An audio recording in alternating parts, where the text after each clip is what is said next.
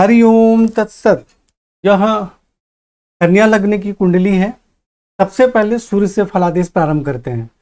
सूर्य इस कुंडली में द्वादश भाव के स्वामी है और यह भाग्य स्थान में शुक्र के घर में विराजमान है, जिसके कारण कुछ कठिनाइयों के साथ बाहरी स्थानों के संपर्क से भाग्य की उन्नति होती है। और यहाँ से सूर्य तृतीय भाव में दृष्टि डाल रहे हैं, जिसके कारण पराक्रम में वृद्धि होती है एवं भाई बहन का सुख प्राप्त होता है। चंद्रमा इस कुंडली में आमदनी भाव के स्वामी है और यह पंचम भाव में शनि के घर में विराजमान है। और चंद्रमा जो है अंश बल में बिल्कुल कमजोर है, देखिए 29 अंश के हैं। तो यहाँ पे कुछ कठिनाइयों के साथ विद्या बुद्धि संतान का सुख प्राप्त होता है। और यहाँ से स्वराशि में दृष्टि डाल रहे हैं, जिसके कारण आमदनी बहुत अच्छी होती है। परंतु जब चंद्रमा बिल्कुल अंश बल में कमजोर है, तब श्रेष्ठ लाभ कैसे प्राप्त होगा? स्वराशि में दृष्टि डालकर भी अच्छा फल प्राप्त नहीं होगा। दूसरी बात कि चंद्रमा जो है चलित कुंडली में षष्ठ भाव में रोग एवं शत्रु के भाव में चले जा रहे हैं। लग्न कुंडली में तो चंद्रमा पंचम भाव में है और यहाँ से खुद के घर में दृष्टि डाल रहे हैं, तो आमदनी का अच्छा योग बन रहा है, लेकिन अंश बल में कमजोर है। लेकिन चलित कुंडली में अंश बल में कमजोर तो है ही, साथ में राहु से पीड़ित भी हैं। और तो जिसके कारण आमदनी प्राप्त करने में बहुत ज़्यादा कठिनाई एवं परेशानियों का सामना करना पड़ता है। परिश्रम का पूर्ण लाभ प्राप्त नहीं हो पाता है और मानसिक परेशानी भी बनी रहती है। और रोग एवं शत्रु के कारण भी मानसिक परेशानी होती है, उसके लिए भी खर्च अत्यधिक करना पड़ता है। तो इसलिए यहाँ पे चंद्रमा जो है उसको प्रबल करें और राहु से संबंधित दान एवं उपाय करें। हमें जन्म कुंडली में चलित कुंडली और लग्न कुंडली दोनों में देखना चाहिए। लग्न कुंडली में ज्यादा समस्या नहीं है, बिल्कुल कमजोर है, लेकिन चलित कुंडली में बहुत ज्यादा समस्या। जब कर्ज और शत्रु के घर में चंद्रमा जाकर पीड़ित हो जाएंगे राहु से, तो यहाँ आमदनी के स्वामी है, तो जिसके लिए बहुत ज्यादा परेशानियों का सामना करना पड़ेगा, जिसके कारण सही प्रकार से आमदनी नहीं होती है। मंगल जो है इस कुंडली में तृतीय भाव के स्वामी हैं और अष्टम भाव के स्वामी हैं, यानी पराक्रम और भाई बहन के स्वामी हैं और आयु के स्वामी हैं और लग्न में विराजमान है मंगल। परंतु मंगल अकेले नहीं विराजमान है, उसके साथ शनि भी विराजमान है। तो कहीं भी मंगल और शनि जब एक साथ विराजमान होते हैं तो इससे अच्छा योग नहीं माना जाता है।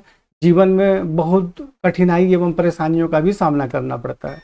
तो यहाँ मंगल और शनि दोनों एक दूसरे को पीड़ित करते हैं। तो मंगल किसके स्वामी है? आयु के भी स्वामी है, पराक्रम और भाई बहन के स्वामी है। और शनि किसके हैं? विद्या बुद्धि संतान के रोग एवं शत्रु के स्वामी है। शनि तो इस कुंडली में कारक होते हैं और मंगल को अकारक माना जाता है, लेकिन आयु के लिए तो कारक ही है। तो ये दोनों जब साथ में विराजमान होंगे तो पहला क्या होगा कि जीवन की उन्नति में कठिनाई एवं परेशानियों का सामना करना पड़ेगा। चोट इत्यादि लगने की संभावना रहेगी, दुर्घटना होने की भी संभावना रहती है, क्योंकि मंगल आयु के भी स्वामी है। तो यानी स्वास्थ्य एवं आयु में भी परेशानी होगी, भाई बहन से भी मतभेद होगा। और शनि विद्या बुद्धि संतान के स्वामी है, तो विद्या बुद्धि संतान के क्षेत्र में भी कठिनाई एवं परेशानी होगी। तो ऐसे योग में मंगल और शनि दोनों का उपाय करना जरूरी है। और ऐसे योग में मंगल और शनि किसी का भी रत्न धारण नहीं करना चाहिए। तो जो उपाय आपको बताए गए हैं सिर्फ वही उपाय करना है, उसके अलावा कभी भी इन दोनों का रत्न धारण नहीं करना है। अब मंगल यहाँ से दृष्टि डाल रहे हैं चतुर्थ भाव में, तो कुछ कठिनाइयों के साथ माता भूमि भवन का सुख प्राप्त होता है। और सप्तम भाव में दृष्टि के कारण मांगलिक योग का निर्माण भी हो रहा है, जिसके कारण कुछ कठिनाइयों के साथ वैवाहिक जीवन का सुख प्राप्त होता है। हालांकि मीन राशि में यदि मंगल की दृष्टि होती है तो मांगलिक का बहुत ज़्यादा प्रभाव नहीं होता है, लेकिन उसका प्रभाव तो रहेगा ही जो उसमें गुण है मंगल में। और यहाँ से स्वराशि में दृष्टि डाल रहे हैं, जिसके कारण आयु में वृद्धि होती है। परंतु मंगल शनि के साथ विराजमान है, यह भी समझना जरूरी है, जिसके कारण श्रेष्ठ लाभ प्राप्त नहीं हो पाता है। तो मंगल का उपाय जो आपको बताया गया है वह उपाय करना है, रत्न बिल्कुल भी धारण नहीं करना है। बुध जो है इस कुंडली में आपके दसम भाव के स्वामी है, यानी पिता राज रोजगार के स्वामी है और आपके लग्नेश भी हैं। और यह बैठे हैं कहाँ? भाग्य स्थान में 13 अंश के हैं और वक्री हैं, यानी कि बहुत ज्यादा मजबूत है। वक्री होने का मतलब उनमें एक्स्ट्रा बल है, ऐसा मानना चाहिए। तो बुध यहाँ पर विराजमान होकर बहुत ही श्रेष्ठ लाभ दे रहे हैं।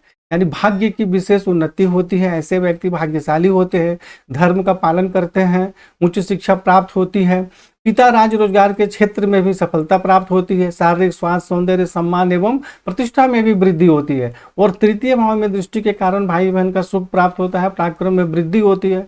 तो बुध यहाँ पर बहुत ही श्रेष्ठ लाभ दे रहे हैं। गुरु जो है इस कुंडली में चतुर्थ भाव यानी माता भूमि भवन के स्वामी है और सप्तम भाव पत्नी एवं वैवाहिक जीवन के स्वामी है।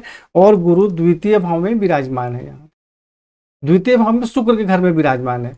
तो कुछ कठिनाइयों के साथ धन एवं कुटुंब का सुख प्राप्त होता है, माता भूमि भवन का सुख प्राप्त होता है और पत्नी एवं वैवाहिक जीवन का सुख प्राप्त होता है। दैनिक रोजगार में सफलता प्राप्त होती है और पत्नी के माध्यम से भी आमदनी के योग बनते हैं। और यहाँ से गुरु दृष्टि डाल रहे हैं षष्ठ भाव में, जिसके कारण आप अपने बुद्धि के माध्यम से या खर्च के माध्यम से शत्रु पक्ष पर प्रभाव स्थापित करने का प्रयत्न करते हैं। नौकरी में भी सफलता प्राप्त होती है। और यहाँ से अष्टम भाव में दृष्टि डालते हैं तो आयु में वृद्धि होती है।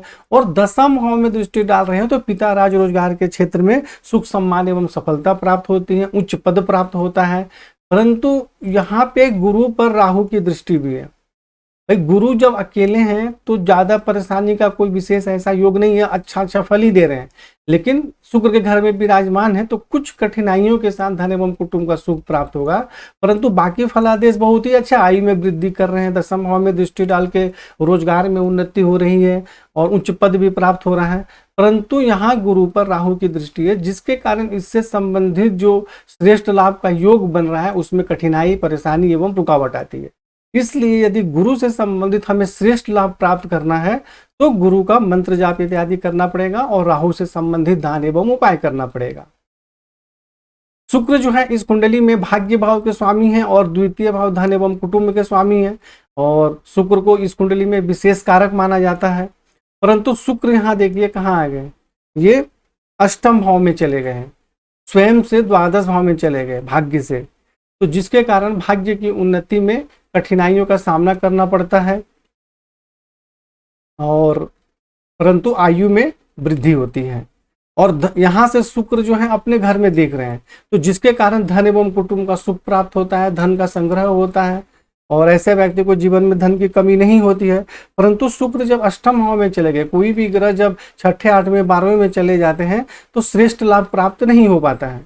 तो इसलिए शुक्र से संबंधित श्रेष्ठ लाभ प्राप्त करने के लिए शुक्र का मंत्र जाप या प्रबल इसको करना आवश्यक है, जिससे कि श्रेष्ठ लाभ प्राप्त हो सके।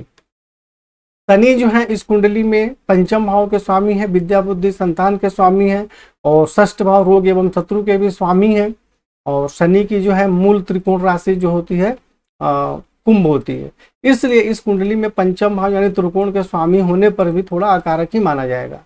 तो शनि यहाँ लग्न में विराजमान है मंगल के साथ, जैसा कि मैंने पहले आपको बता दिया था।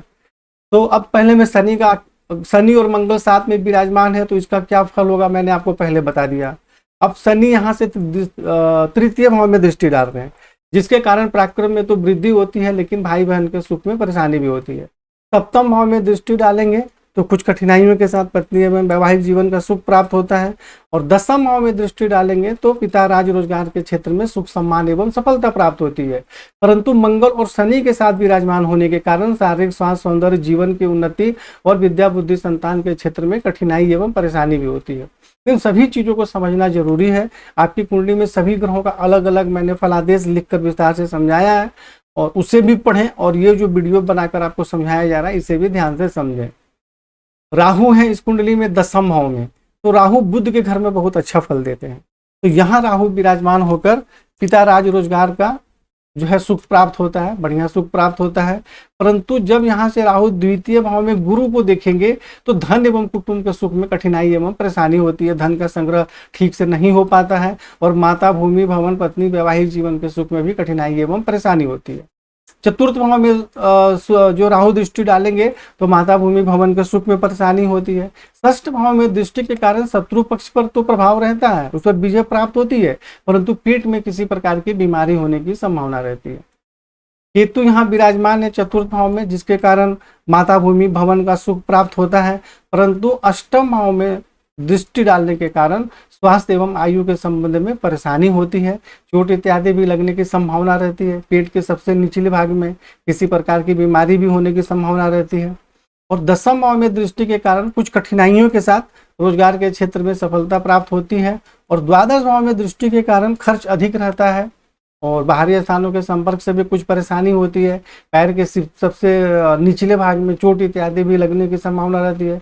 कभी कभी नींद भी ठीक से नहीं होती है, लेकिन आध्यात्मिक उन्नति भी होती है। तो एक ही ग्रह लाभ हानि दोनों देते हैं, हमें उसको समझना जरूरी है।